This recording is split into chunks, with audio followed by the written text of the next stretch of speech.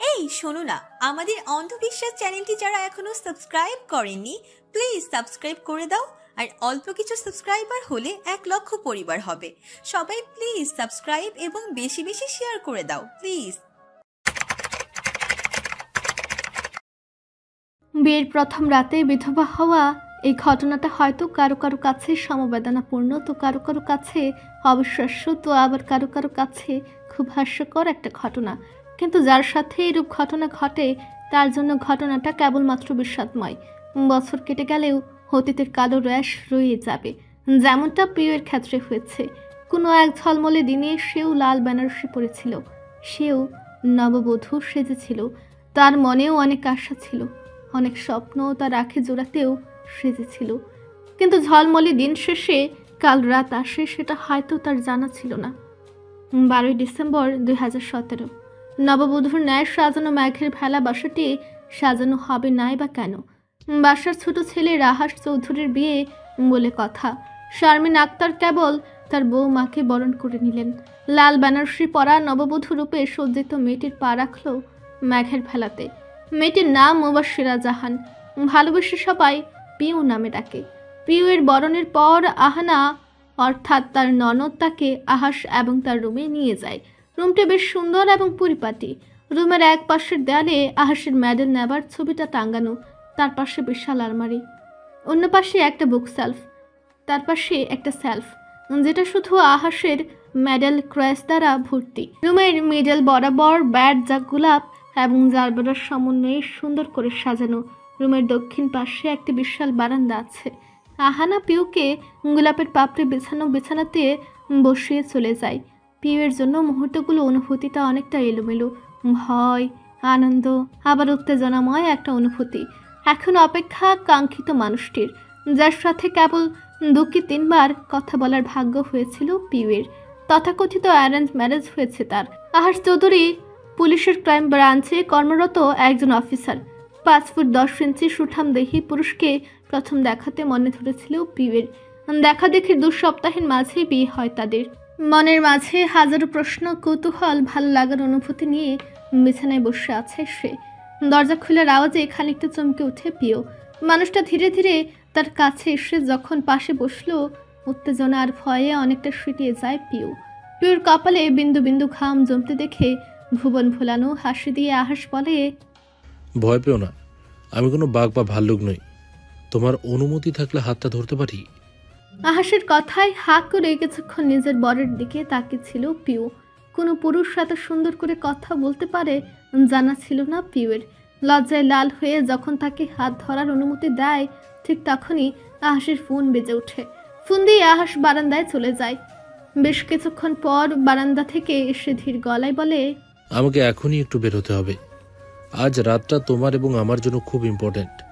তাও আমার যে দায়িত্বের শেষ নেই, তুমি অপেক্ষা করো প্লিজ। পিউ তখনও কিছুই বলে না, শুধু মাথা নাড়ে সম্মতি জানায়। এটাই আহাসের সাথে তার শেষ কথা ছিল। আহাস শেরওয়ানি চেঞ্জ করে শার্ট প্যান্ট পরে বেরিয়ে যায়। সারা রাত পিউ লাল বেনারসিতে আহাসের জন্য অপেক্ষা করে। সকাল 8টা, বাইরের শোরগোলের পিউয়ের ঘুম ভাঙে। আশেপাশে তাকে দেখে আহাস এখনো আসেনি। খানিকটা অভিমানও জমে মনে। বিয়ের রাতে যতই কাজ থাকুক, নববধূকে একা রেখে কে চলে যায়? পরনের বেনারসি ছেড়ে একটা গোলাপি শাড়ি পরে নেয় সে। যতই হোক নতুন বউ যায়। সকাল সকাল রুমে পরে ঘুমানোটা হয়তো ভালো দেখায় না। তার তো জানা ছিল না তার জন্য একটা বড় সারপ্রাইজ অপেক্ষা করছিল। বাইরে যেয়ে দেখলো বসার ঘরের সবাই মুখ গোমরা করে বসে রয়েছে। শারমিন বেগম একপাশে বসে প্রচুর কাঁদছেন। আহানা তাকে কিছুতেই শান্ত করতে পারছে না। শওকত চৌধুরী পাথরের মতো এক জায়গায় বসে রয়েছে। হচ্ছেটা কি এখনো তার বোধগম্যের বাহিরে। কেন জানি মনটা বড্ড কু ডাকছিল, পা জমে গিয়েছিল পিউয়ের। আচ্ছা, আহাস ঠিক আছে তো? নিজের মনের বিরুদ্ধে আহানার কাছে হেঁটে যায় সে। আহানাকে জিজ্ঞেস করলে সে কাঁদতে কাঁদতে বলে, ভাবি ভাই আর নেই। ওরা জানালো ভাইয়ের গাড়ি নাকি কাল রাতে অ্যাক্সিডেন্ট করেছে এবং সাথে সাথে জ্বলে গেছে। ওরা বাবাকে লাশ শনাক্ত করতে মেডিকেলে যেতে বলেছে। আহানার কথার কি উত্তর দেবে জানা ছিল না পিউয়ের। ধাপ করে মাটিতে বসে পড়ে সে। মনে হচ্ছিল স্বপ্ন দেখছে, খুব বাজে একটা স্বপ্ন। ঘুম ভাঙলে স্বপ্নটা ভেঙে যাবে এবং আহাসকে পাশে দেখবে সে। শওকত সাহেব লাশ শনাক্ত করে 11টার দিকে নিয়ে আসেন। লাশ যদিও চেনা যাচ্ছিল না, কিন্তু পরনের পোশাক এবং জিনিসগুলো সব আহাসেরই। প্রিয় যেন কিছুতেই মেনে নিতে পারছিল না যে মানুষটা তার কাল অবধি তার সামনে ছিল, অথচ আজ সে দুনিয়াতেই নেই। তার ধারণা আহাস বেঁচে আছে এবং সে অপেক্ষা করবে। দিন যেতে থাকে, কিন্তু তার ফেরার নাম নেই। আহাসের মৃত্যুর 2.5 বছরের বেশি হতে চলেছে। পিওর জীবন এবং সময়ের গতি কোনোটাই আটকে থাকেনি। অনেকেই পিওকে অলক্ষী নাম দিতে থাকে, কারণ আহাসের সাথে বিয়ের রাতেই আহাস মারা যায়। অনেকেই আবার পিওকে বাস্তবতার সাথে পরিচিতি করাতে ব্যস্ত হয়ে পড়ে। শারমিন বেগম পিওকে কেন যেন ভালো চোখে দেখতে আর পারছেন না। তার ধারণা সে রাতে পিও পারলেই তার ছেলেকে আটকাতে পারত। সবাই নিজেদের দুঃখ প্রকাশ করে যাচ্ছে, অথচ পিওর মনের অবস্থা কেউ একটিবার বোঝার চেষ্টা করেনি। পিও মাটি কামড়ে শ্বশুর বাড়িতেই পড়ে রয়েছে। শারমিন বেগম তাকে দু চোখে দেখতে পারেন না, অথচ কিছু করার নেই। সে তো এবারের বউ। বাড়ির বউয়ের কোনো দায়িত্ব অপূর্ণ রাখেনি সে। সাথে একটা এনজিওতে চাকরি করে যাচ্ছে। শওকত সাহেব তাকে বাধা দেননি। পিও স্বাভাবিক জীবনের অভিনয়ে মেতে উঠেছে। সবার সামনে ওর থেকে স্বাভাবিক মানুষ যেন আর কেউ নেই। কিন্তু সবার আড়ালে এখনো রাতে লাল বেনারসি পরে অপেক্ষারত থাকে, হয়তো আহাস ফিরে আসবে। সেদিন হবে তাদের ফুলসজ্জা। গাড়ির হর্নে অতীতের কালো চ্যাপ্টার থেকে বের হয় পিও। খুব বাজেভাবে হর্ন বাজাচ্ছে আশেপাশের গাড়িগুলো। সিগন্যাল ছেড়ে দিয়েছে, অনেকক্ষণ হয়েছে, কিন্তু পিও অতীতের ভাবনায় এতটাই ডুবে রয়েছে যে ভুলেই গিয়েছে তার গাড়ি রাস্তা ব্লক করে রেখেছে। গাড়ির কাছে কেউ একজন সমানে নক করে যাচ্ছে। পিও তাড়াতাড়ি গ্লাস নামাতে একজন কালো শার্ট পরিহিত মধ্যবয়সী পুরুষ সানগ্লাস নামিয়ে কড়া কণ্ঠে বলে, গাড়ি চালানোর সময় যদি অন্য মানুষ হয়ে থাকেন, দেখা যাবে গন্তব্যটা বাড়ির দিকে না হয়ে সরাসরি ওপরে হবে। আপনার সময়ের দাম না থাকতে পারে, অন্যদের আছে। 15 মিনিট ধরে সামনে হর্ন বাজাচ্ছি, আপনার তো হুঁশই নেই। এখন হাঁ করে না থেকে প্লিজ মুভ। পিও কোনো উত্তর দিতে পারল না। দোষটা তো তারই। লোকটাকে দেখে খুব ব্যস্ত মনে হচ্ছিল। পিও কথা না বাড়িয়ে গাড়ি স্টার্ট দিল। গন্তব্যস্থান ম্যাঘের ভেলা। রেস্টুরেন্টে টেবিলে বসে চ্যাকের পাতায় সাইন করে নিশির দিকে এগিয়ে দিল অভ্র চৌধুরী। নিশি অভ্রের 6 নম্বর গার্লফ্রেন্ড। অভ্র চৌধুরী শওকত চৌধুরীর বড় ছেলে। 3 বছর হয়েছে দেশে ফিরেছে সে। আহাসের মৃত্যুর পর থেকেই ম্যাঘের ভেলাতে তার বসবাস। অভ্র নিজে অনেক বড় ব্যবসায়ী। দেশে বিদেশে তার ব্যবসা ছড়িয়ে আছে। গার্লফ্রেন্ডের লিস্ট তার বিশাল। পোশাকের মতো গার্লফ্রেন্ড বদলায় সে। কোনো নারী যদি স্বেচ্ছায় তার সাথে শারীরিক সম্পর্কে যেতে চায়, তাতে তার কোনো আপত্তি নেই। যখন বিরক্ত লাগা শুরু করে, নিজ থেকে ব্রেকআপ করে ফেলে সে, যেমনটা এখন নিশির সাথে করবে। মেয়েটা বড্ড গায়ে পড়া স্বভাবের, সাথে তার জীবন কন্ট্রোল করারও ইচ্ছা পোষণ করছে, যা অভ্রের মোটেই পছন্দ নয়। চেকটি এগিয়ে দিতে দিতে শান্ত গলায় অভ্র বলে, চেকটা ধরো, ইচ্ছে মতো অ্যামাউন্ট বসিয়ে নিও। হঠাৎ চেক? অবাক হয়ে প্রশ্নটি জিজ্ঞেস করতেই মুচকি হেসে অভ্র জানায়, আমার তোমাকে আর ভালো লাগছে না। কাল বলেছিলাম, তুমি বোঝোনি, তাই তোমাকে সামনাসামনি বলতে বাধ্য হচ্ছে। আমার তোমাকে ভালো লাগছে না। চেকটা ধরো, এটা ব্রেকআপ ফি। এমনিও আমি তোমার জন্য তোমার খরচ বহনের একটা মাধ্যম ছিলাম। প্লিজ রাখো। বলে উঠে চলে যেতে নিলেই নিশি অভ্রের হাত ধরে কান্নাকাটি করতে লাগলে অভ্র খানিকটা চেতে যায়। কড়া কণ্ঠে বলে, বলছি তো, হাতটা ছাড়ো। শুনছো না কেন? এভাবে আমার সাথে ব্রেকআপ করতে পারো না তুমি। প্লিজ সিন ক্রিয়েট করো না নিশে। তোমার সাথে আমি কখনোই কমিটমেন্টে ছিলাম না। আমাদের রিলেশনটা টাইম পাস ছিল, আর তাতে তোমারও সমান সম্মতি ছিল। প্লিজ হাত ছাড়ো। নিশির হাত ছাড়িয়ে চলে যেতে নিলে পেছন থেকে একটা নারী কণ্ঠ ভেসে আসে, আপনার টাকা আছে বিধায় আপনি কি নিজেকে কোথার রাজা মহারাজা ভাবেন নাকি? প্রথমে মন নিয়ে খেলবেন, তারপর টাকা ধরিয়ে সেই মনটাকে গুরু গুরু করে চলে যাবেন, এত সোজা? একই গা রেডি করছে, তার উপর থেকে কথাটা শুনতে মেজাজ আরো বিগড়ে গেল অভ্রের। নিশির হাত ছাড়িয়ে চলে যেতে নিলে পেছন থেকে একটি নারী কণ্ঠ ভেসে আসে, আপনার টাকার সুবিধায় আপনি কি নিজেকে কোথাকার রাজা মহারাজা ভাবেন নাকি? প্রথমে মন নিয়ে খেলবেন, তারপর টাকা ধরিয়ে সেই মনটাকে গুঁড়ো গুঁড়ো করে চলে যাবেন, এত সোজা? একই গার আগে রিরি করছে, তার উপর এই কথাটা শুনে মেজাজ আরো বিগড়ে গেল অভ্রের। পেছনে ফিরতেই দেখে নীল কামিজ পরা একটি মেয়ে দাঁড়িয়ে আছে। মেয়েটিকে দেখে এক মুহূর্তের জন্য অভ্রের চোখ আটকে গিয়েছিল। শ্যামবর্ণের গায়ের রং, একপাশে বেনুনি করা, চোখের চশমা, কিন্তু মেয়েটির সাদামাটা চেহারাতে তেজটা দীপ্তমান। এত নজরকাড়া সুন্দরী মেয়েদের ডেট করার পর এত সাদামাটা সিমসাম একটা মেয়ে তাকে আকর্ষণ করছে, ব্যাপারটা প্রথমে হজম হচ্ছিল না অভ্রের। মেয়েটি এসে তুড়ি বাজিয়ে জিজ্ঞেস করলো, কি হলো উত্তর দেন। টাকা দিয়ে ভালোবাসার সম্পর্ক সব বুঝি কেনা যায়? স্বাভাবিক ভঙ্গিমাতে অভ্র উত্তর দেয়, নারী কল্যাণ সমিতির লোক নাকি আপনি? অন্যের ব্যাপারে ঝাঁপিয়ে পড়ে অন্যের সাথে সাথে নিজের সময়টুকু নষ্ট করছেন কেন? না, আমি নারী কল্যাণ সমিতির কেউ না, তবে অন্যায় আমি ঐন্দ্রিলা সহ্য করতে পারি না। আপনাদের মতো মানুষদের যোগ্য উত্তর দিতে নিশ্চয়ই আমার নারী কল্যাণ সমিতির কেউ হতে হবে না। আর তোমাকেও বলছি, অপাত্রে ভালোবাসা দান করো না। আসলে কি বলতো, এই টাইপের লোকেরা টাকাকেই নিজের সব কিছু ভাবে আর সামনে থাকা মানুষটাকে নিজের পায়ের ধুলো ভাবে। তাই বলছি, এভাবে কান্নাকাটি না করে তার টাকা তাকে ফিরিয়ে দাও। আমি হলে তাই করতাম। বলে মেয়েটি এক মুহূর্ত অপেক্ষা না করে হাঁটা দিল। আবরের রাগে রিরি করছে। আজ অব্দি কারোর সাহস হয়নি তার মুখের উপর কথা বলা, অথচ মেয়েটি কত সহজ ভঙ্গিমাতে তাকে অপমান করে হাঁটা দিল। এই অপমানের সূত্র তুলতে হবে তাকে। তবে যেই জিনিসটা তাকে বেশি ভাবাচ্ছে তা হলো মেয়েটিকে যে সে অপমান করতে পারতো না, কিন্তু কেন যেন কোনো উত্তর দিতে পারল না অভ্র। মেঘের ভেলাতে পৌঁছাতে আজ দেরি হয়ে গেছে পিউয়ের। বাড়িতে ফিরে দেখলো সোফায় পিউয়ের মামা বদরুল ইসলাম বসা। পিউয়ের বাবা আশফাক সাহেব মারা গেছেন 12 বছর হবে। তারপর থেকে বদরুল সাহেবের কাছে পিউ এবং তার মা রত্না বেগম থাকতো। 4 বছর আগে রত্না বেগম মারা যায়।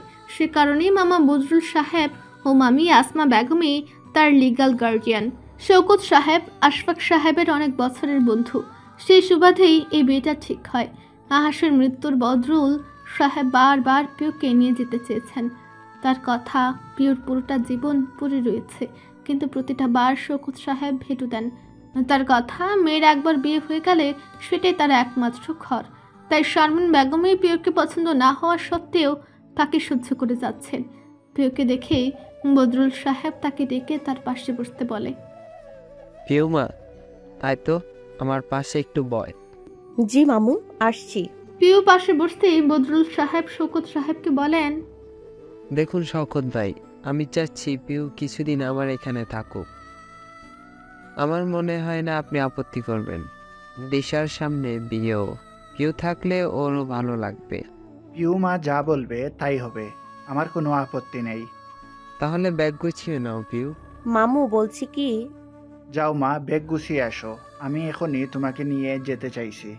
আচ্ছা মামু। পিউ রুমের দিকে যাবার পর শৌকত সাহেবকে তিনি বলেন, এবার আমি পিউর চিকিৎসা করিয়ে তারপর সেই যদি চায় এখন এ বাড়ি মুখো করব। 2.5 বছর ধরে মেয়েটা পাগলের মতো একজনের অপেক্ষা করে যাচ্ছে, যার ফেরার কোনো আশা রাখা মানেই বোকামি। দেখো বদরুল, আমি মানছি পিউ এর চিকিৎসা প্রয়োজন, তবে সে আমার বাড়ির বউ, আহাসের স্ত্রী। তুমি চাইলেই তাকে নিজের কাছে রাখতে পারো না। পিউ এ বাড়ির মেয়ে হয়ে আছে এবং সারা জীবন থাকবে। ক্ষমা করবেন শওকত ভাই, তবে একটা মেয়ের সারা জীবন পড়ে রয়েছে। কেবল 24-এ পা দিয়েছে সে, তাকে এইভাবে নিজের কাছে জোর করে রেখে দেওয়াটা বোধ হয় যৌক্তিক না। আর সবচেয়ে বড় কথা, এত যে নিজের মেয়ে করছেন, আদৌ কি নিজের মেয়ের বেলাতে এইভাবে হাতে হাত রেখে বসে থাকতে পারতেন? পারতেন না, বরং 1 বছর পর আবার জীবন সাজানোর জন্য উঠে পড়ে লাগতেন। যাকে কথায় কথায় বাড়ে, আমি পিউকে নিয়ে যেতে চাই, ব্যাস। শৌকত সাহেব চুপ করে বসে আছেন। বদরুল সাহেবের একটা কথাও ফেলে দেবার মতো না, তা খুব ভালো করে জানা আছে তার। আর এই মাঝে অভ্র বাড়িতে ঢুকে বদরুল সাহেবকে দেখেই তার বোঝা হয়ে যায় পিউকে নিতে এসেছেন তিনি। আসসালামু আলাইকুম আঙ্কেল, কেমন আছেন? এই তো বাবা, ভালো। তুমি? ভালো আঙ্কেল। আপনি কি মুবাশিরাকে নিতে এসেছেন? জি বাবা, দিশার বিয়ে ঠিক হয়েছে সামনের সপ্তাহে, তোমার দাওয়াত রইল। জি, চেষ্টা করব। বয়স তো হচ্ছে বাবা, বিয়ে শাদির কথা কি চিন্তা করলে? আঙ্কেল, এই বিয়ে জিনিসটাতে আমার অ্যালার্জি আছে। এমনি ভালো আছে, খামোকা একটু ঝামেলা। আপনি বাবার সাথে কথা বলুন, আমি রুমে যাচ্ছি। আচ্ছা, যাও। অভ্র বদরুল সাহেবের সাথে আর কথা না বলে রুমের দিকে রওনা দিল। তখন পিউর সাথে দেখা হলো তার। পিউ তখন ব্যাগ দিয়ে বের হচ্ছে। পিউকে দেখে শান্ত গলায় বলল, অতীত থেকে বের হওয়ার চেষ্টা করো মুবাশিরা, খুব সুন্দর ভবিষ্যৎ তোমার অপেক্ষা আছে। উনি ফিরবেন, কথা দিয়েছেন। লাশের ডিএনএ টেস্টের পর যদি তুমি সত্যিকে মেনে নিতে না চাও, তাহলে আমি বলবো তোমার সত্যি ডাক্তার দেখানোর প্রয়োজন। অতীতকে আগলে আর কতদিন থাকবে? আপনিও কি অতীতকে আগলে রাখেননি? ২৬ বছর আগে যা হয়েছে সেটাকে কেন্দ্র করে এখনো নিজের বর্তমানটাকে নষ্ট করছেন না? আজ অবধি বিয়েটুকু করেননি, প্রতি মাসে আপনার নতুন গার্লফ্রেন্ড হয়। এসবের পরে আমাকে জ্ঞান দেয়াটা বোধহয় মানায় না অভ্র ভাই।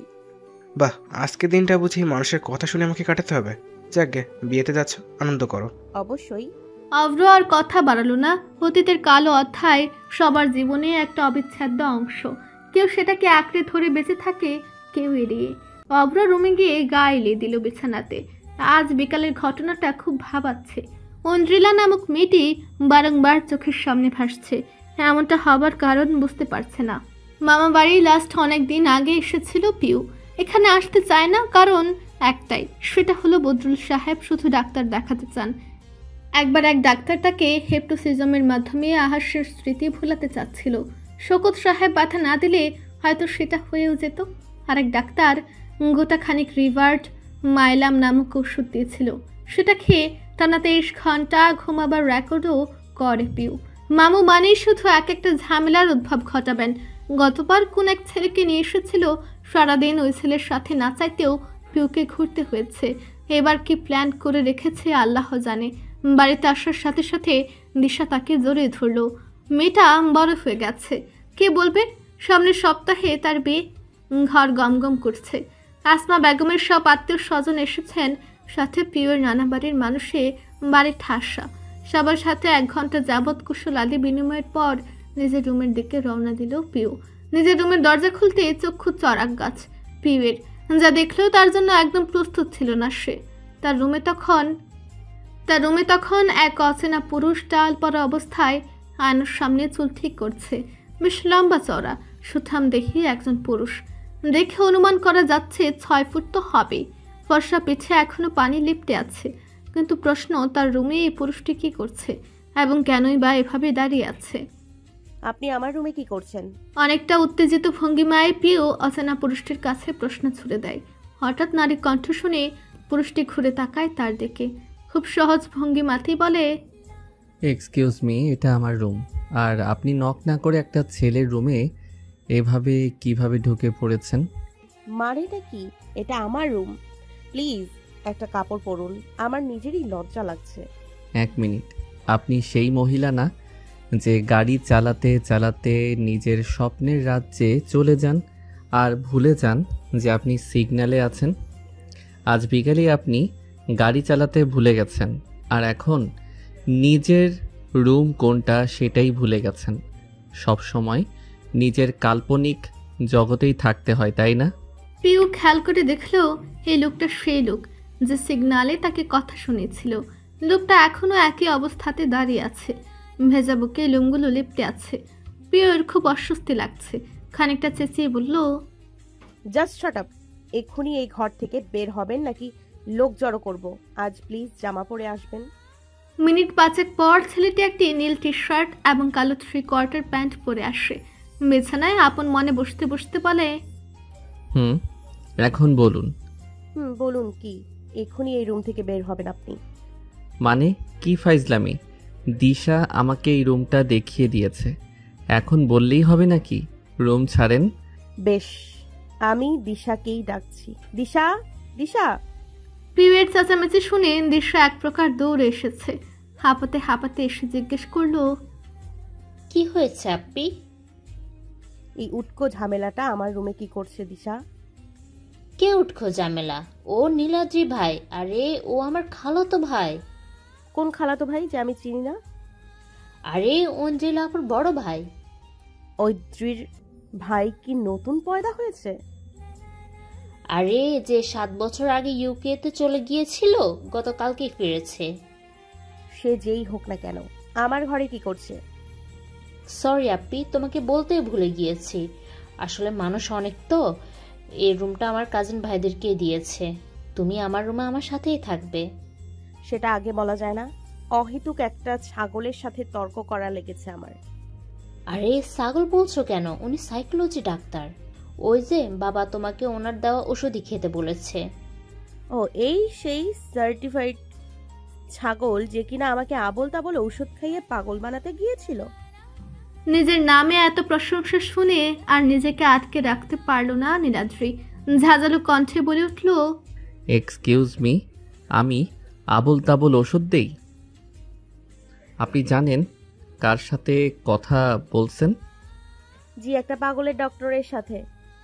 তেজের সাথে উত্তর দেয় পিউ। দিশা সিচুয়েশনের ব্যাগতিক দেখে সেটা সামলানোর জন্য বলে, নীলাদ্রি ভাই ও প্রিয় আপু আমার ফুফাতো বোন, অঞ্জিলা আপুর সমবয়সীও। ও, তা তোমার প্রিয় আপুকে বলো আমাকে একটু সম্মান দিতে। পিউ না, মোবাশিরা। পিউ শুধু আমার প্রিয় মানুষের জন্য, আপনার জন্য মোবাশিরা। ঠিক আছে, আর সম্মান মুখে বললে পাওয়া যায় না, অর্জন করতে হয়। আর এরপর থেকে যদি রুমে সাবার রিয়া গাড়ি পারফর্ম করার শখ থাকে তবে দরজায় লক করে নেবেন। চল দিশা। বলে গদগদ করে রুম থেকে বেরিয়ে যায় পিউ। নীলাদ্রি অবাক নয়নে তার যাওয়ার পথে তাকিয়ে রইল। নীলাদ্রির পুরো নাম নীলাদ্রি আহসান আহমেদ, সম্পর্কে দিশার খালাতো ভাই। বিগত 7 বছর ধরে ডিগ্রি নেবার আশায় দেশের বাইরে ছিল, এবার একেবারে বাইরের পার চুকিয়ে দেশে ফিরেছে। পেশায় মনোরোগ বিশেষজ্ঞ। পরিবার বলতে শুধু বাবা আর বোনই আছে তার। আসমা বেগমের খুব প্রিয় বলেই দেশে আসার পর থেকেই এ বাড়িতে এসে থাকার আদেশ পড়েছে তার উপর। বিকালে পিউকে খুব ইরেসপন্সিবল একটা মানুষ মনে হলেও এখন খানিকটা ইন্টারেস্টিং লাগছে। মুখের উপর তাকে সার্টিফাইড ছাগল বলে কি তেজ দেখে চলে গেল। পিউ একটা খুব ভালো আবার খুব খারাপ স্বভাব রয়েছে। খুব সহজে তার রাগ ওঠে না, আবার উঠলে তার নামার নাম নেয় না। এই নীলাদ্রি নামক লোকটাকে দেখেই কেন যেন রাগ লাগছে। হয়তো তার উপর আগের সুপ্ত রাগ এবারে রাগের সাথে জমে বিরাট আকার ধারণ করেছে। রুমে ঢুকে দেখলো ঐন্দ্রিলা বারান্দায় উদাসীন মনে দাঁড়িয়ে আছে। অন্যবার হলে দৌড়ে সে জড়িয়ে ধরে। ঐন্দ্রিলা আহমেদ দিশার খালাতো বোন। মেয়েটার সাথে পিওর বেশ ভাব, মনে হয় না তাদের মাঝে রক্তের কোনো সম্পর্ক নেই। ঐন্দ্রিলা মেয়েটিকে যদিও দুর্ভাগার ক্যাটাগরিতে ফেলা হয় তবে টপ 10-এ ওর নাম পড়বে। জন্মের সময় নাকি যমজ বাচ্চা জন্মে দেবার কথা ছিল মেয়েটির মা চাঁদনি বেগমের, কিন্তু প্রেগন্যান্সির কমপ্লিকেশনের জন্য অপর বাচ্চা এবং মা কাউকে বাঁচানো যায়নি, শুধু ঐন্দ্রিলাকে কোনো মতে বাঁচানো গেছে। এজন্য শরীফুল আহমেদ অর্থাৎ তার বাবা মেয়েকে বেশির চেয়েও বেশি ভালোবাসেন। ছেলে এবং মেয়ে সৎ মায়ের কবলে যাতে না পড়ে তাই দ্বিতীয় বিয়ে করার কথা চিন্তাও করেননি। ঐন্দ্রিলা এবং পিওর এর ভাবের কারণটাও আছে। একজন ছোট বয়সে বাবাকে হারায় তো আরেকজন মাকে চোখেও দেখেনি। ঐন্দ্রিলাকে উদাসীন দেখে পিউ ফিসফিসিয়ে দিশাকে জিজ্ঞেস করে, ঐন্দ্রি কি প্রেমে ছ্যাঁকা খেয়েছে? পুরনো দিনের নায়িকাদের মতো উদাসীন হয়ে আছে কেন? না না, সেরকম কিছু না। বিকেলে বাইরে গিয়েছিলাম, তখন কোনো লোকের সাথে নাকি ঝামেলা হয়েছিল। পিউ ধীর পায়ে ঐন্দ্রিলার কাছে যেয়ে বলতে লাগলো, যদি সত্যি কারোর সাথে প্রেম করে থাকিস বলতে পারিস, মামাকে বলে তোর বিয়েটা দিশার সাথেই দিয়ে দিব। হঠাৎ কারোর কথা শুনে বেশ খানিকটা চমকে ওঠে ঐন্দ্রিলা। পিউকে এতদিন পর দেখে বেশ ভালো লাগছে ঐন্দ্রিলার। জড়িয়ে ধরে বলে, তুই কখন এসেছিস? যখন তুই তোর প্রেমিকের চিন্তায় বিভোর ছিলি। আরে ধুর, একটা ঘটনাতে মেজাজটা খানিকটা চটেছিল, তেমন কিছুই না। ও, আমি ভাবলাম প্রেম ট্রেম করছিস কিনা, ছ্যাঁকা খেয়ে বেঁকে আছিস। ভেতরে এসে গা এলিয়ে বলল পিউ। ঐন্দ্রিলা খানিকটা চেতে বলল, এসব প্রেম ট্রেম প্রচুর ছ্যাবলামি লাগে। প্রেম কেটে বাবু সোনা আলগা পিরিত। আমি তো ভেবে রেখেছি প্রেম ট্রেম না করে একেবারে বরকে ভালোবাসবো। একটা ক্লাসি ব্যাপার আছে। যেমনটা ফিয়াফু আহাস ভাইকে করে, এত বছর ধরে ভালোবাসার শর্তেও কখনো সেদে তার সামনে যেত না। শুধু বিয়ের আগে 2 বার ঘুরতে গিয়েছিল, তাও বাবার বলাতে। হঠাৎ দিশার মুখে আহাসের কথা শুনে পুরনো স্মৃতিগুলো জীবন্ত হয়ে উঠল পিউয়ের সাথে। শান্তভাবে বলল, তোর কথা বল, আমি একটু বাড়িটা ঘুরে দেখি, কতদিন পর এসেছি বল। পিউ আর কথা না বলে রুম ছেড়ে চলে গেল। ঐন্দ্রিলা দিশার মাথায় গাঁটটা মেরে বলতে লাগলো, মাতারি, তোর বয়সই বেড়েছে, বুদ্ধি হলো না। কোথায় কি বলতে হবে এখনো জানিস না। কি দরকার ছিল আহাসের কথা তোলা? সরি আপু। দিশার এই ব্যাফাস কথা বলার স্বভাব জীবনেও শুধরাবে না। ফটাফট করে কথা বলে দেয় মেয়েটা। অঞ্জলার বুঝতে বাকি নেই, প্রিয় এখন কিছুক্ষণ অতীতের পাতা উল্টাবে আর আহাসের সাথে হাতে গোনা স্মৃতিগুলোকে আবার জীবন্ত করার চেষ্টা করবে। রাত 9টা। খাবার টেবিলে শারমিন বেগম প্লেট গোছাচ্ছেন, আর মধ্যে শকুত সাহেব, অভ্র এবং আহানা এসে হাজির। এ বাড়িতে ঠিক 9:30-এর মধ্যেও খাবারের পাট চুকে যায়। অভ্র চেয়ার টেনে বসতে শারমিন বেগম বলে উঠলেন, ফরিদা আপা ফোন করেছিলেন, তোমার বিয়ের ব্যাপারে মেয়ে দেখছেন। ছোট মা, আপনি ভালোভাবেই জানেন আমি এসব বিয়ের ঝামেলাতে জড়াতে চাচ্ছি না। ফুপিকে মানা করে দিবেন প্লিজ। বয়স তো কম হয়নি অব্র, এবার 30 শেষ হতে যাচ্ছে। বুড়ো বয়সে বিয়ের কোনো মানেই হয় না। বেশ ঝাঁঝালো কণ্ঠে কথাটা বলেন শারমিন বেগম। শারমিন বেগমের কথায় বেশ বিরক্ত হয় অভ্র। অভ্রের বিয়ে না করার কারণটা তিনি ভালোভাবেই জানেন, তবু এক কথাই বলে যাচ্ছেন। অভ্রের খানিকটা রাগও হচ্ছে। আজকে এমনিতেই কেন জানি দিনটা খুব বাজে যাচ্ছে, তার উপরে ছোট মার এই বিয়ে নিয়ে ঘ্যানঘ্যানানি একটা সময় বলেই বসে। আচ্ছা, একবারও বলেছি আমি বিয়ে শাদী করবো না, কেন বারবার এই কথা বলছেন? আমার জীবনে আপনার না ভাবলেও চলবে। অভ্রের কথাটা কোথাও না কোথাও বেশি কষ্ট দেয় শারমিন বেগমকে। তিনি তখন খুব শান্ত এবং ভারাক্রান্ত গলায় বলেন, জানি আমি তোমার আপন মা নই, তবে আমি কখনোই তোমাকে এবং আহাসকে আলাদা চোখে দেখিনি। অব্র, তোমার জীবনে আমার নাক গলানোর অধিকার নেই ঠিকই, তবে নিজের ছেলের ভালো মন্দ দেখেও চুপ থাকাটা বোধহয় কোনো মারই উচিত নয়। আজ তোমার জায়গায় আহাস থাকলেও এভাবেই তার ভালো মন্দের ব্যাপারে কথা বলতাম। শারমিন বেগমের কথাগুলোতে শক্ত কষ্ট স্পষ্ট। অভ্রের কথায় তিনি কষ্ট পেয়েছেন এটা বুঝতে বাকি নেই অভ্রের। শারমিন বেগম এবং শকুত সাহেবের বিয়েটা খানিকটা নাটকীয় ভাবেই হয়। দুজন তাদের সন্তানের খাতিরে একে অপরকে বেছে নেন। অভ্র যখন 2 বছর বয়স, তখন তার মা শুভ্রা বেগম তাকে ফেলে চলে যান। ছেলের এই বয়সে কিভাবে কি করবেন খুব দুটানাতে পড়ে যান শকুত সাহেব। তখন পরিবারের লোকেরা তার দ্বিতীয় বিয়ে শারমিন বেগমের সাথে ঠিক করেন। শারমিন বেগম এ বাড়িতে বউ হয়ে আসেন তখন অভ্রের বয়স 2.5 বছর। অভ্রের যখন 4 বছর, তখন শুভ্রা বেগম তাকে নিজের কাছে নিয়ে যাবার জিদ ধরেন। কোর্টে অবধি টানা হ্যাচড়া হয় অভ্রকে নিয়ে, যার কারণে অভ্র জানতে পারে তার মা তাকে ছেড়ে চলে গিয়েছিল এবং শারমিন বেগম তার আপন মা নয়। যদিও শারমিন বেগম কখনোই অভ্র, আহাস কিংবা আহানার মাঝে ভেদাভেদ করেননি, তার যতটুকু তার সামর্থ্য কুলিয়েছে ততটুকু ভালোবাসার সমান ভাবে তিনি 3 বাচ্চাদের মাঝে সমানভাবে ভাগ করে দিয়েছেন। তবু ছোট বয়সের সে আঘাত এখনও মেনে নিতে পারেনি অভ্র। নিজের ভুল বুঝতে পেরে অসহায়ের মতো বলে অভ্র, ছোট মা, আমি সেভাবে বলতে চাইনি। আমার জীবনে আপনার ততটুকু অধিকার আছে যা আমার আপন মা থাকলে তার থাকতো। আপনি খুব ভালো করে জানেন এই সম্পর্কের মায়ের পাশে আমি জড়াতে চাই না। যেখানে আমার নিজের মা আমাকে ছেড়ে চলে গেছেন, সেখানে একটা অচেনা মেয়েকে কিভাবে বিশ্বাস করবো বলুন? তোমাকে কিছু কথা বলি বাবা, মনোযোগ দিয়ে শুনবে।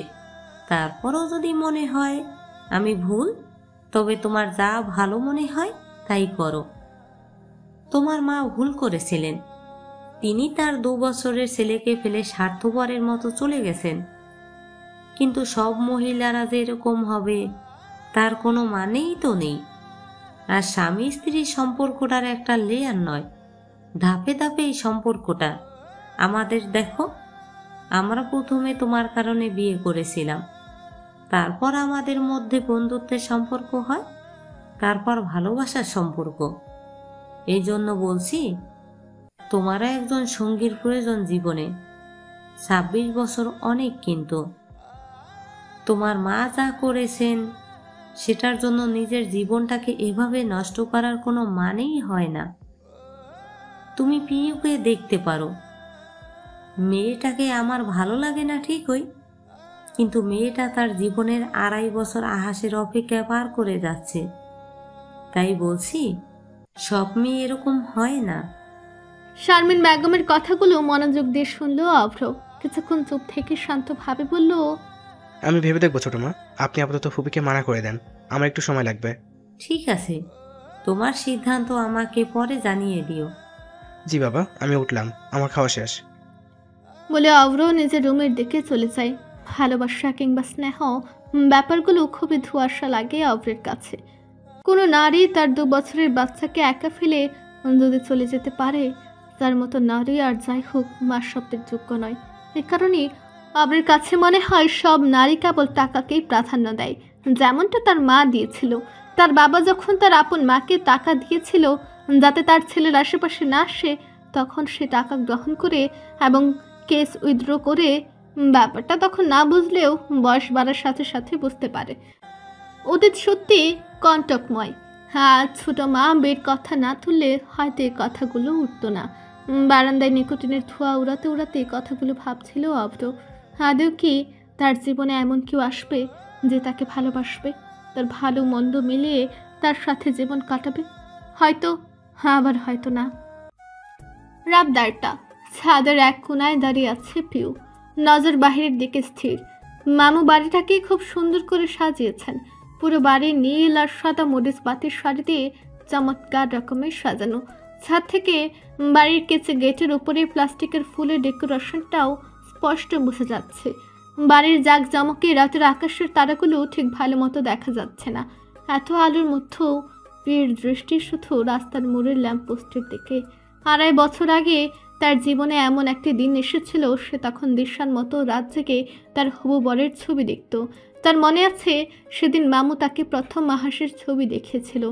মামু এসে বলেছিল, হিউমা, আমি জানি এখন তোমার বিয়ের বয়স হয়নি, তাই আমার এখানের কথাগুলো যুক্তিযুক্ত নাও মনে হতে পারে তোমার কাছে। তোমার বাবা সবসময় শওকত ভাইয়ের ছোট ছেলেটির সাথে তোমাকে বিয়ে দেবার কথা বলতেন। উনি মারা যাবার পর তোমার মা একই আশাতেই ছিলেন। সেদিন শওকত ভাইয়ের সাথে বহুদিন পর দেখা হয়েছে। উনি ওনার ছোট ছেলের বিয়ের জন্য পাত্রী দেখছেন।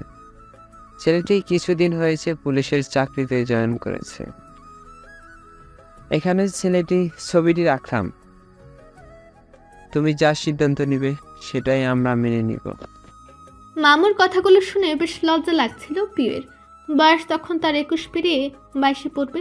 মনে এসব আবেগগুলো একগুচ্ছ গোলাপের ন্যায় জীবন্ত। সেদিন কোনো উত্তর না দিলেও সপ্তাহ 2 পর ঠিকই তার সম্মতি জানিয়ে দেয়। অতীতের ঘটনাগুলো সিনেমার পর্দার মতো চোখে ভাসছে, যেন সেলুলয়েডের রিল চালানো হয়েছে। সামনে ল্যাম্পপোস্টের দিকে তাকিয়ে আনমনে বলতে লাগলো, নয়ন তোমারে পায় না দেখিতে, রয়েছ নয়নে নয়নে। হৃদয় তোমারে পায় না জানিতে, হৃদয়ে রয়েছ গোপনে। রাত বিরাতে ব্যর্থ প্রেমের কবিতা আবৃত্তি করাটা বইয়ের পাতার নায়িকাদের মানায়। এখনকার সময়ে ব্যাপারটা খানিকটা ভুতুড়ে হয়ে যায় না? হঠাৎ কারোর কণ্ঠ শুনে চমকে ওঠে পিউ। পেছন ফিরে তাকাতেই মেজাজ তিরিক্ষি হয়ে ওঠে। পেছনে ফিরতে দেখে পকেটের মধ্যেও হাত ঢুকিয়ে বেশ আল্লু অর্জুন পোজ দিয়ে দাঁড়িয়ে আছে নীলাদ্রি। লোকটাকে দেখে সন্ধ্যার ঘটে যাওয়া ঘটনাগুলো পুনরায় মনে পড়ে গেল পিউয়ের। লোকটাকে দেখে বেশ বিরক্ত লাগছে, তার অস্বস্তিও লাগছে। নিজের একাকিত্ব সময়ে কারোর আগমন প্রিয়ের একদমই পছন্দ নয়। এটা শুধু তার এবং আহাসের স্মৃতির ব্যক্তিগত মুহূর্ত। নিঃশব্দে নিজের রুমের দিকে রওনা দিতে নিলে নীলাদ্রি প্রিয়ের হাত টেনে নিজের কাছে নিয়ে আসে। নীলাদ্রি এমন একটা কাজ করবে স্বপ্নেও ভাবেনি পিউ। স্বভাবত পিউয়ের চোখে বিস্ফোরিত রূপ নিয়ে তাকালে নীলাদ্রি পিউয়ের হাত ছেড়ে দেয়। নিজের কাজে নিজেরই অস্বস্তি লাগছে নীলাদ্রির। আমতা আমতা করে পিউকে বলে, কিছু কথা ছিল তোমার ব্যাপারে। বলুন, শুনছি। পিউয়ের কঠোর উত্তরে খানিকটা ভরকে যায় নীলাদ্রি। কিছুক্ষণ চুপ থেকে হাত দুটি বুকে বেঁধে শান্ত গলায় বলে, মুবাশশিরা, আমি জানি আমাকে তোমার তেমন পছন্দ নয়, তবে এখন থেকে আমার সাথে তোমার বহুবার দেখা হবে, তোমার ইচ্ছে থাকুক কিংবা না থাকুক। একটু খোলাসা করে বললে আমার জন্য ভালো হয় কি না? খালু আমাকে তোমার ব্যাপারে সব বলেছেন। তিনি চান আমি তোমার চিকিৎসা করি, যদিও তোমার মেইনলি একজন সাইকোথেরাপিস্টের প্রয়োজন। বাট আমার মনে হয় আগে কিছুদিন তোমাকে আমার অবজার্ভে রাখলে বেটার হবে। আমি শুধু তোমাকে কাউন্সিল করব কিছুদিন। আপনাদের সমস্যা কি বলুন তো? কেন আমার পেছনে লেগে আছেন? আমি তো পাগল নই। মুবাশশিরা, কাম ডাউন। তোমাকে কেউ পাগল বলছে না, আমি জাস্ট তোমাকে অবজার্ভ করব। আমার যদি মনে হয় যে তোমার কোনো প্রবলেম নেই, দেন খালুকে ক্লিয়ার করে বলে দিব যে ইউ আর অলরাইট। সত্যি বলতে কি, আহাস মানে তোমার হাজবেন্ডের মৃত্যুর পর থেকে তোমার বিহেভিয়ার বেশ অ্যাবনর্মাল, যে কারণে। এবার বেশ শক্ত কণ্ঠে পিউ বলে ওঠে, জানেন তো, জীবনটা একটা স্টেজের মতো, জলজ্যান্ত স্টেজ, যেখানে আপনাকে প্রতিনিয়ত অভিনয় করে যেতে হয়। প্রত্যেকটা মানুষের জন্য আলাদা আলাদা রোল, আলাদা আলাদা ক্যারেক্টার।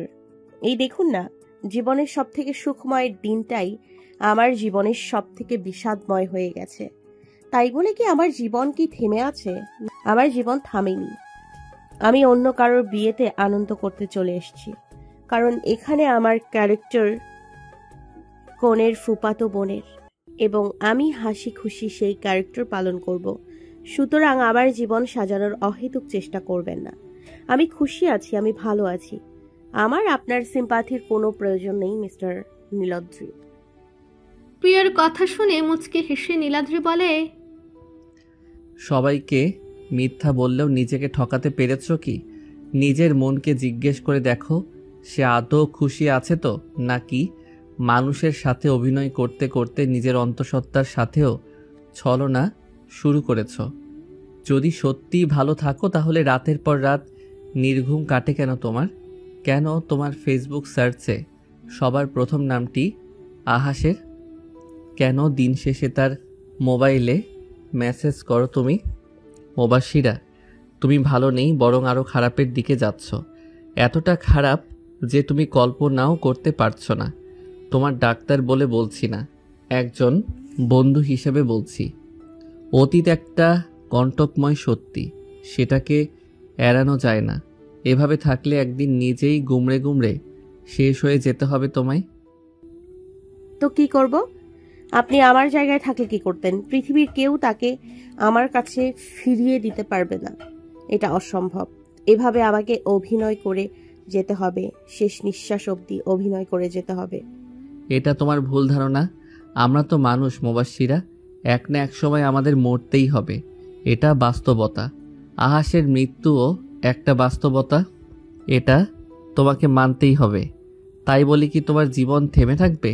তুমি নিজেকে থামিয়ে রেখেছ, এখনও সেই 2.5 বছর আগের সেই দিনে নিজেকে আটকে রেখেছ। Please move on Mubashshira. অনেক সুন্দর পৃথিবী তোমার জন্য ওয়েট করছে।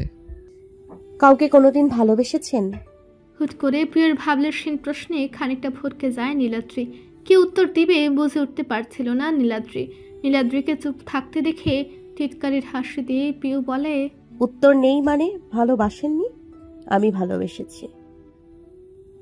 আহাস আমার প্রথম প্রেম, ভালো লাগা, ভালোবাসা, আমার জীবনের প্রথম পুরুষ। ভালোবাসা নামক অনুভূতিটাই অন্যরকম। যেদিন আপনি কাউকে ভালোবাসবেন সেদিন না হয় আমাকে জ্ঞানগুলো দেবেন। সেদিনও যদি মনে হয় আমার কাজগুলো পাগলামি, তবে আপনি যা বলবেন আমি তাই শুনবো। রাত হয়েছে, আমি ঘুমোতে যাব, আসছি। পিউ এক মুহূর্ত অপেক্ষা না করে রুমের দিকে হাঁটা দিল। নীলাদ্রি পিউর যাওয়ার দিকে তাকিয়ে আছে। যতক্ষণ পিউকে দেখা যাচ্ছিল পিউর নজর তাকিয়ে দেখছিল। যখন আর পিউর অবয়ব মিলিয়ে গেল তখন পকেট থেকে একটা সিগারেট বের করে তা ধরিয়ে ছাদের কর্নিশে গিয়ে বসল। আকাশের দিকে তাকিয়ে নিকোটিনের ধোঁয়া উড়াতে লাগলো। সে আর বাঁকা হেসে বলতে লাগলো, ভালোবাসা ভালোবাসা আদৌ কি বাস্তব? বদরুল সাহেবদের বাড়িতে আজ খুব তোড়জোড় চলছে। দিশার আজ গায়ে হলুদ। বেশ সব অনুষ্ঠানগুলোর মধ্যেও হলুদ একমাত্র অনুষ্ঠান যেখানে মূলত আনন্দের রোলটা বেশি থাকে। বদরুল সাহেবের বাড়িতেও একই আমেজ। কোথাও কনের তত্ত্ব এসেছে, কে কে দিয়েছে তার তদারকি হচ্ছে, তো কোথাও বরের তত্ত্ব সাজানো হচ্ছে। কেউ ছাদে হলুদের স্টেজ সাজাচ্ছে, কেউ দিশার গোসলের আয়োজন করছে, কেউ হলুদ বাড়ছে, কেউ মেহেদি দিচ্ছে দিশার হাতে। প্রিয়ের দায়িত্ব পড়েছে সুন্দর করে বরের বাড়ির তত্ত্ব সাজানো। সাথে বেশ কিছু পিচ্ছি মেয়ে রয়েছে তাকে সাহায্য করার জন্য। ডালা সাজানোর মাঝে প্রিয়র নজর গেল নীলাদ্রির দিকে। হাতে কিছু নিয়ে বারবার রুমে ঢুকছে আবার বের হচ্ছে, বোধহয় কাউকে খুঁজছে। বেশ অস্থির লাগছে তাকে। এই নিয়ে মোট 5 বার প্রিয় যেখানে বসে ডালা সাজাচ্ছে সেখানে ঘুরে গেছে। কিছু লাগবে আপনার? আধ ঘন্টা এই নিয়ে 6 বার এই রুমে এসে ফিরে গেছেন। এবার আবার রুমে ঢুকতেই স্বাভাবিক ভঙ্গিতে নীলাদ্রির দিকে প্রশ্ন ছুড়ে দেয় পিউ। পিউর প্রশ্নে খানিকটা অস্থিরভাবে জিজ্ঞেস করে নীলাদ্রি, ঐন্দ্রি বা খালাকে দেখেছো? দিশার গোসলের আয়োজন করছেন কেন? ও। চিন্তিত মুখে এমনভাবে ওহ বলল যে পিউ বাধ্য হলো তাকে জিজ্ঞেস করতে। আপনার কি কিছু লাগবে? ঐন্দ্রি নেই এখানে, কখন ফ্রি হবে জানা নেই। খুব প্রয়োজনীয় কিছু যদি হয় এবং আমার দ্বারা যদি সেটার সমাধান করা যায় তবে আমাকে বলতে পারেন। নীলাদ্রি বেশ ইতস্তত বোধ করছে, কিন্তু উপায়ন্তর না পেয়ে পেছন থেকে দলা মোছা করা একটা কাপড় বের করে পিউর সামনে এনে বলল, না মানে আসলে এই পাঞ্জাবিটা একটু ইস্ত্রি করা লাগতো, আমি আয়রন খুঁজে পাচ্ছি না, তাই ঐন্দ্রিকে খুঁজছিলাম। তুমি যদি একটু সাহায্য করতে ভালো হতো। নীলাদ্রির অবস্থা দেখে বেশ মজা লাগছে পিউয়ের। কোনো মতে ঠোঁট চেপে হাসি আটকে বলল, আজীব পাবলিক আপনি মশাই। বিয়েতে এসেছে এমন দুমড়ানো মুচড়ানো পাঞ্জাবি নিয়ে, দেখে মনে হচ্ছে ওর উপর ঝড় বয়ে গেছে। শোনো, প্রথমত আমার পাঞ্জাবি পরার কোনো প্ল্যান ছিল না, তাই কোনো পাঞ্জাবি আমি আনিনি। দ্বিতীয়ত এটা আমার পাঞ্জাবি না, হুট করে সবাই জোর করায় মেজো মামার কাছ থেকে ধার করেছি। তোমার যদি আমাকে নিয়ে খিল্লি ওড়ানোর ইচ্ছে থাকে তবে লাগবে না সাহায্যের। থাক থাক, ঘাট হয়েছে আমার। বাবুর গোছা আছে বলতে গেলে, রেখে যান ওখানে। হাতের কাজ শেষ হলে সাফাকে নিয়ে পাঠিয়ে দিব। পিউয়ের কথায় আর কথা না বাড়িয়ে পাঞ্জাবিটা সেখানে রেখে হাঁটা দিল নীলাদ্রি। ওখানে নীলাদ্রির টমেটোর মতো লাল হয়ে যাওয়া মুখের কথা ভেবে খেলখেল করে হেসে ওঠে পিউ। অবশ্য পিউয়ের মুক্ত দানার হাসি নীলাদ্রির চোখ এড়ালো না। মেয়েটাকে এই 5 দিন যাবৎ পর্যবেক্ষণ করে যাচ্ছে নীলাদ্রি। বড্ড বেশি রহস্যময় লাগছে তার কাছে। মাঝে মাঝে দেখলে বোঝাই যায় না দুঃখের পাহাড় বুকে চেপে রেখেছে সে। সন্ধ্যা 7টা, হলুদের অনুষ্ঠান শুরু হয়ে গেছে। স্টেজে দিশাকে এনে বসানো হয়েছে। সব মেয়েরা 8 পরে করে শাড়ি পরেছে। পিউ সবার মতো করে বাসন্তী রঙের শাড়ি পরেছে। সাধারণত অফ হোয়াইট কিংবা ধূসর কিংবা কালো রঙগুলো তাকে বেশি পরতে দেখা যায়, কিন্তু দিশার একান্ত অনুরোধে সবার মতো রঙিন শাড়ি পরতে বাধ্য হলো সে। আর সে সুযোগে ঐন্দ্রিও তাকে মনের মতো সাজিয়ে দিয়েছে। ঝাঁকড়া ঢেউ খেলানো চুলগুলো হাফ পাঞ্চ করে সুন্দর করে বেঁধে দিয়েছে। সাথে জারবেরা রজনীগন্ধার হালকা ফুলের গহনাও তাকে পরিয়ে দিয়েছে ঐন্দ্রি। চোখে মোটা করে কাজল দিয়ে দিয়েছে, আর লাল রঙের লিপস্টিক দিয়ে ঠোঁটজোড়াকেও রাঙিয়ে দিয়েছে পিউয়ের। 2.5 বছর পর এভাবে সেজেছে পিউ। দিশা তো বেশ খুশি। এতদিন জীবন্ত লাশটিকে আজ সত্যি জীবন্ত লাগছে। আয়নায় নিজেকে দেখে নিজেই চিনতে পারছিল না পিউ। এই মেয়েটা কি সত্যি সে? বদরুল সাহেবের পিউকে দেখে আজ অনেক শান্তি লাগছে। মেয়েটা যদি জীবনটাকে ওইভাবে সাজাতো তাহলে হয়তো তার বোনের কাছে দায়বদ্ধ থাকতে হতো না তার। শওকত সাহেবের পুরো পরিবার এসেছে হলুদের অনুষ্ঠানে। অব্র যদিও আসতে চাচ্ছিল না, কিন্তু বাবার কথায় খানিকটা বাধ্য হয়ে এসেছে। পিউ তাদের অতিথি আপ্যায়নে কোনো ত্রুটি রাখেনি। হলুদের অনুষ্ঠান শুরু হয়ে গেছে। সাউন্ড বক্সের একপাশে শরবতের গ্লাস হাতে দাঁড়িয়ে ছিল অব্র, কিন্তু হঠাৎ স্টেজের দিকে তাকাতেই চোখ আটকে গেল তার। যার জন্য 5 দিন নিশাচরের মতো কাটিয়েছে, আজ সে নিজে তার জগতে ধরা দিয়েছে। বাসন্তী কালারের শাড়িতে বেশ লাগছে ঐন্দ্রিলাকে। কোনো ভারী গহনা নেই, শুধু খোপায় বেলি ফুলের মালা পরা। একটা অন্যরকম স্নিগ্ধতা তার মাঝে আছে। অব্র খুব খুঁটিয়ে পা থেকে মাথা অবধি ঐন্দ্রিলাকে দেখে নিল। বাঁকা হাসি দিয়ে স্টেজের কাছে গেল সে। প্রিয় অব্রকে দেখে জিজ্ঞেস করলো, ভাইয়া কিছু লাগবে? না। আচ্ছা, এই মেয়েটাকে? কোন মেয়ে বলুন তো? বেলি ফুলের খোপাওয়ালি। ও, ওই ঐন্দ্রিলা আমার দূর সম্পর্কের খালাতো বোন। পিউয়ের কথায় চাপা স্বরে অব্র বলে উঠল, বেআইন বলে কথা, ঠাট্টা তামাশা তো করাই যায়। কিছু বললেন ভাইয়া? থাকো বলে অব্র চলে গেল সেখান থেকে। মাথা এখন ছক কষছে মেয়েটাকে কিভাবে শাস্তা করা যায়। স্টেজ থেকে নেমে ভেতরের দিকে রওনা দিল ঐন্দ্রি। হলুদের দ্বিতীয় বাটিটা নিয়ে যেতে হবে স্টেজে তাকে। টেবিলের থেকে বাটিটা নিতে গেলে অনুভব করতে পারল কারো নিঃশ্বাস ঘাড়ের উপর পড়ছে। সবাই ছাদে বিধায় খানিকটা থমকে যায় ঐন্দ্রি। তাড়াতাড়ি পেছনে ফিরলে খানিকটা চমকে ওঠে সে। তার ঠিক পেছনে সাদা পাঞ্জাবি এবং হলুদ কোটি পরিহিত একজন পুরুষ দাঁড়িয়ে আছে। বেশ লম্বা লোকটি, নীলাদ্রির কাছাকাছি তো হবেই। ফর্সা মুখে খুঁজে খুঁজে দাঁড়িয়ে, চুলগুলো জেল দিয়ে কায়দা করে স্টাইল করা। প্রথমে চিনতে না পারলেও পরে ঠিক চিনতে পারে লোকটি সেই ব্যক্তি যার সাথে রেস্টুরেন্টে তর্কাতর্কি হয়েছিল। লোকটি তার দিকে বেশ ঝুঁকে দাঁড়িয়ে আছে, ঠোঁটের কোণে দুষ্টু হাসি রেখা। এই লোক এখানে এসে টপকাবে এটা কল্পনাতেও চিন্তা করেনি ঐন্দ্রি। আমতা আমতা করে জিজ্ঞেস করে সে, আপনি এখানে? নারী কল্যাণ সমিতির ম্যাডাম তোতলাতেও পারে, জানা ছিল না? আগে বলুন, আপনি এখানে কি করছেন? দারোয়ান চাচা আপনাকে ঢুকতে কিভাবে দিল? বদরুল আঙ্কেল এত ভালোবেসে দাওয়াত করেছেন যে না এসে পারলাম না। দারুণ চাচা সালাম দিয়ে ঢুকতে দিয়েছেন। স্বাভাবিক ভঙ্গিমাতে কথাগুলো বলে নিজের দুটো হাত ঐন্দ্রিলার দুপাশে নিয়ে টেবিলে ভর দিয়ে দাঁড়ায় অভ্র, যাতে করে ঐন্দ্রিলার দিকে আরো ঝুঁকে পড়ে সে। অভ্রের গরম নিঃশ্বাস ঐন্দ্রিলার মুখে আছড়ে পড়ছে। বেশ অস্বস্তিকর একটা পরিবেশ। ঐন্দ্রিলা শুধু এখান থেকে কিভাবে বের হবে সে কথাটাই ভাবছে। রাগ লাগছে, আবার দম বন্ধ বন্ধ লাগছে। বুকের হৃদস্পন্দন বেশ বেড়ে যাচ্ছে। অভ্রের চোখ তখন স্থির ঐন্দ্রিলার দিকে। মেয়েটা এত সাধারণের মাঝে অসাধারণ কিভাবে হতে পারে? কোনো সাজসজ্জা নেই, শুধু চোখের নিচে হালকা কাজল আর ঠোঁটে লিপ বাম। এভাবে কোনো নারীকে নজর কাড়া সুন্দর লাগতে পারে? বেলি ফুলের মিষ্টি মাতাল করার সুবাস নাকে আসছে। এই নারীর সঙ্গ তাকে বিরক্ত করছে না, বরং মন চাইছে সময়টা থেমে যাক। অভ্রের নিপুণ নজর ঐন্দ্রিলাকে আর অস্বস্তিতে ফেলে দিচ্ছে। হলুদের বাটিটা নিয়ে চলে যেতে নিলে অভ্রের দু হাত তাকে বেড়িবাঁধের মতো আটকে রেখেছে। যদিও তার শরীরে একবারও স্পর্শ করেনি, বেশ ক্ষিপ্ত কণ্ঠে বলে ওঠে ঐন্দ্রিলা, কি অসভ্যতা হচ্ছে, যেতে দিন আমাকে। পালিয়ে যেতে চাচ্ছ? সেদিন তো বেশ বড় কথা বলেছিলে, আজ পালাতে যাচ্ছ? আমি কিন্তু একটা কথাও ভুলিনি। সমস্যাটা কি বলুন তো? কেন পায়ে পা বিধিয়ে ঝগড়া করতে যাচ্ছেন? শুরুটা তুমি করেছিলে, আমি তো শেষটা টানছি। দেখুন। দেখছি, বলো। পথ ছাড়ুন, আমি যেতে চাই, নয়তো। যদি না ছাড়ি কি করবে? আমি চিৎকার করব, মানুষ জড়ো করব।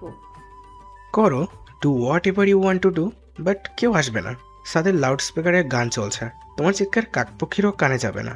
তোমার সাথে কিছু হয়ে গেলেও কেউ টের পাবে না। এবার বেশ চুপসে গেল ঐন্দ্রিলা। অভ্রের চোখের ভাষাটা বেশ ভয়ঙ্কর। অভ্র খেয়াল করলো ঐন্দ্রিলার চোখগুলো লাল হয়ে গেছে এবং তাতে পানি জমে গেছে। তাই ওর কানের কাছে মুখ নিয়ে ধীর এবং কড়া কণ্ঠে বলে, তাহলে ঐন্দ্রিলাও ভয় পায়, এবারের জন্য ছেড়ে দিচ্ছে। তবে অভ্র চৌধুরীর সাথে পাঙ্গা নিতে গেলে এমন পরিণতিই হয়, কথাটা মাথায় ঢুকিয়ে রাখো। আর একটা কথা, খয়েরি ব্লাউজের নিচে সাদা ব্রাটা ঠিক মানায় না। বলে বা চোখ টিপ্পনি কেটে পকেটে হাত গুজে হাঁটা দিল অভ্র।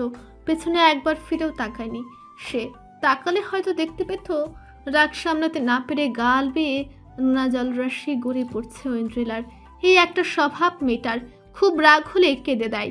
অভ্রের বেশ শান্তি লাগছে, অপমানের বদলাটা নেওয়া হয়ে গেছে। সাথে আহত বাঘিনীর মতো ঐন্দ্রিলার চেহারাটাও দেখা হয়ে গেল। মেয়েটাকে যদি সারাক্ষণ চোখের সামনে রাখা যেত বেশ হতো। ঐন্দ্রিলা সেখানে ঠায় দাঁড়িয়ে আছে, রাগে গাড়িরি করছে। লোকটা অসহ্যকর খারাপ, অহংকারী তা ঐন্দ্রিলার জানা ছিল, তবে এতটা নিচু মনের সেটা কল্পনা করেনি সে। অভ্র নামের লোকটিকে তার প্রথম দেখায় অপছন্দ হয়েছিল ঠিকই, কিন্তু এখন অভ্র নামক লোকটির প্রতি মনে ঘৃণার জাল বাসা বেঁধেছে। বেশ খানিক সময় হয়ে গেছে, অথচ হলুদের বাটি না আসায় আসমা বেগম পিউকে নিচে পাঠান।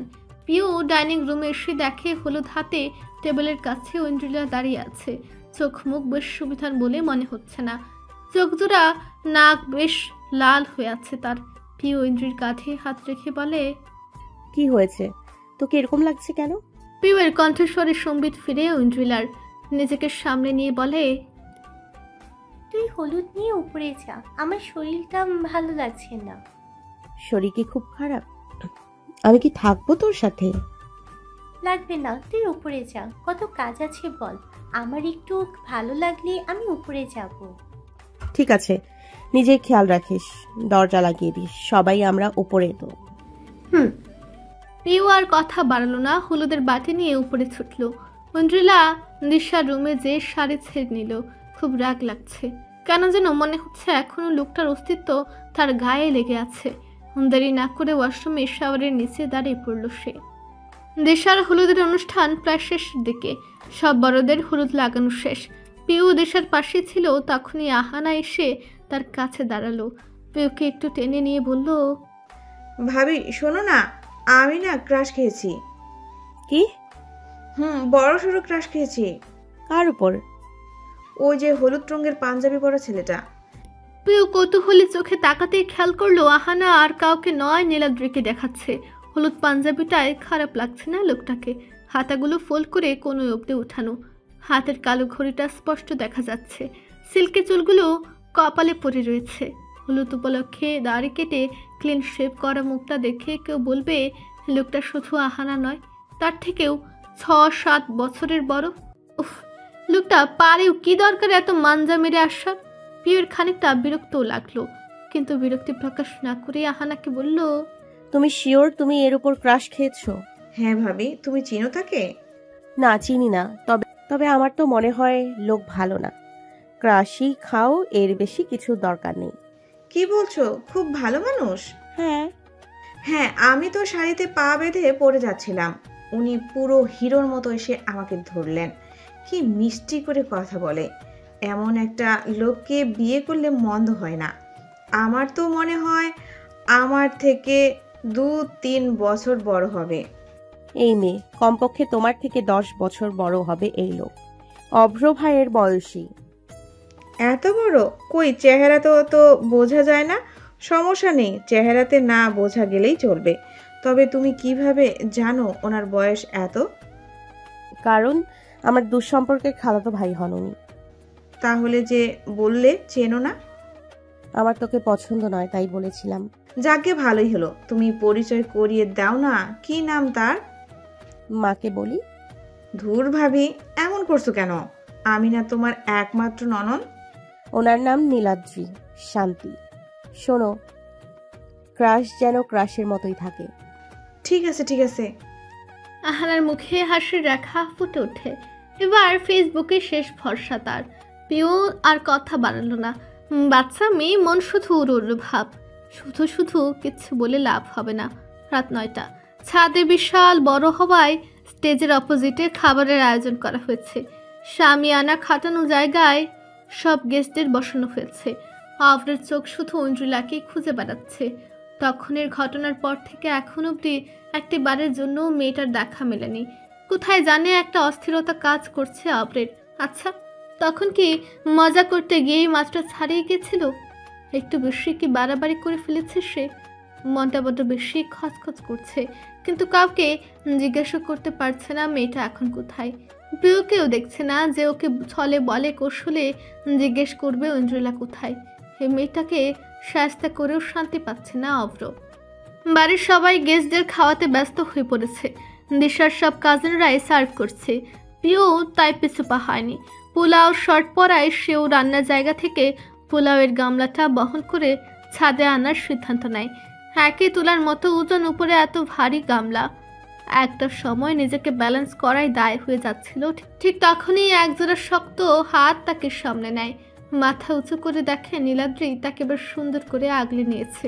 পিউ কিছু বলতে যাবে, তার আগেই বুলেটের গতিতে ক্ষিপ্ত গলায় বলে ওঠে নীলাদ্রি, নিজেকে তো সামলাচ্ছ, এই অনেক।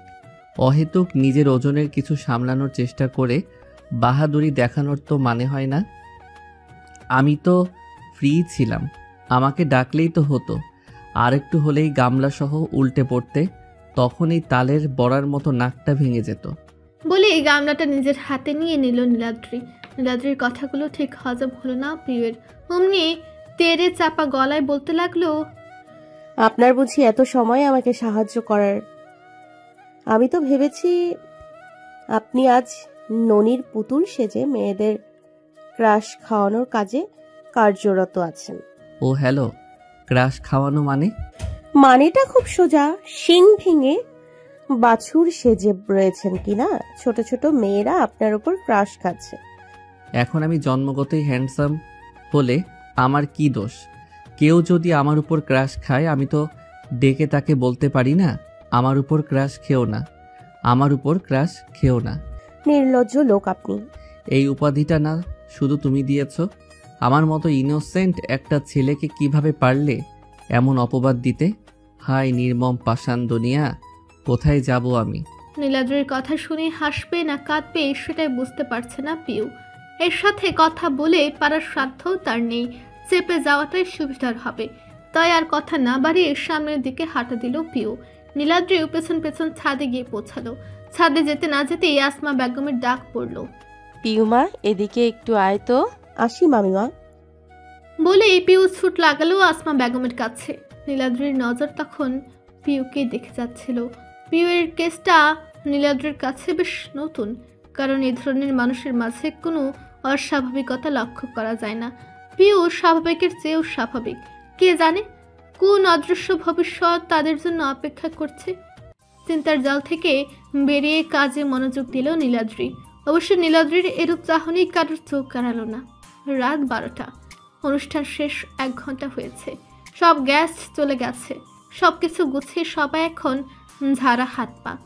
এখন যে যেখানে জায়গা পাবে সেখানেই ঘুমিয়ে পড়বে। আজকে বেশ খাটুনি গেছে। পিউ রুমে এসে লাইট অন করতেই দেখতে পেল খাটের এক কোনায় কাঁথা মুড়ি দিয়ে শুয়ে আছে ঐন্দ্রিলা। দিশা এবং তার শাদি মাটিতে গড়াগড়ি খাচ্ছে। দিশা তখন বারান্দায় তার হবু বর হৃদয়ের সাথে কথা বলতে ব্যস্ত।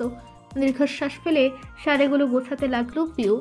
মিনিট 20 পর নিজে ফ্রেশ হয়ে এসেও দেখে তার বোনদের কোনো পরিবর্তন নেই। যে যেখানে ছিল তারা সেখানেই আছে। প্রচুর টায়ার্ড লাগছে এখন তার, কিন্তু এখন বিছানা করতে হবে। এখনই খালা মামিদের আগমন ঘটবে। রুমের যেহেতু শর্টেজ, সুতরাং এই রুমেই তারা থাকবেন। উপায় না পেয়ে ঐন্দ্রিলাকে বেশ কিছুক্ষণ ধাক্কা দেওয়া হয়েছে। কোনো হেলদোল না পেয়ে বাধ্য হয়ে কাঁথা সরিয়ে ধাক্কা দিয়ে ওঠানোর সিদ্ধান্ত নিল পিউ। কাঁথা সরিয়ে গায়ে হাত দিতেই খেয়াল করলো ঐন্দ্রিলার গায়ে অসম্ভব জ্বর এবং সে অচেতন হয়েই ঘুমাচ্ছে। বিয়ে বাড়ি এমনি কত ঝামেলা, এখন ঐন্দ্রিলার কথা বললে এতে বিপরীত হবে। তাই কোনো মতে উঠিয়ে একটা নাপা এক্সট্রা খাইয়ে দিল তাকে। কোনো মতে সবার জন্য বিছানা করে গায়ে এলিয়ে দিল পিউ। আজকে মাত্রাতিরিক্ত খাটানো হয়ে গেল তার। চোখ বন্ধ করতেই ঘুমের সাগরে তলিয়ে গেল সে। আজ দিশার বিয়ে। কমিউনিটি সেন্টারের লবিতে গেট সাজানো হয়েছে। বরের গাড়ি মাত্র পৌঁছালো। এখন দিশার সব কাজিন গেট ধরে দাঁড়িয়ে আছে। তাদের দাবি 5,000 থেকে 1 টাকা কম দিলে বরের প্রবেশ নিষিদ্ধ। দিশাকে কমিউনিটি সেন্টারের একটি রুমে রাখা হয়েছে। পিউ এবং ঐন্দ্রিলা দিশার কাছে আছে। বেচারি একটু পর পর প্যানিক করছে। ঐন্দ্রিলার শরীরটা এখনো ভালো নেই। জ্বর যদিও নেই, তবে এখনো শরীরটা দুর্বল। মনের মধ্যে কোথাও যেন একটা ভয় লাগছে। আজ আবার ওই অব্র নামক লোকটার সাথে না দেখা হয়। আপন খালাতো বোনের বিয়ে না হয়ে কোনো একটা অজুহাত দিয়ে না আসার একটা চেষ্টা করত, কিন্তু সেটা সম্ভব নয়। ওরা বোধহয় এখনো হৃদয়কে ঢুকতে দেয়। ঐন্দ্রিলা আপু একটু দেখে আসবা ওরা হৃদয়কে ঢুকতে দিয়েছে কিনা। আর এর মধ্যেও দিশার প্রশ্নে ঐন্দ্রিলার হুঁশ ফিরে। দিশার প্রশ্নে ঐন্দ্রিলা মজার ছলে বলে, তুই তো এখনই ওই বাড়ির হয়ে গেলি রে দিশা, এটা ঠিক? পিউরে, আমাদের ফোনটা বিয়ের আগে পর হয়ে গেল। সে আর বলতে, যাক যা একটু ভেবেছিলাম, এই হাত ধোয়া, জুতো চুরি, গেট ধরের টাকাগুলোর 5% শেয়ার তোকে দিব দিশা, কিন্তু তোর আর সেটা পাওয়া হবে না রে। পিউ ও ঐন্দ্রিলার সাথে তাল মিলিয়ে কথাটা বলে উঠল।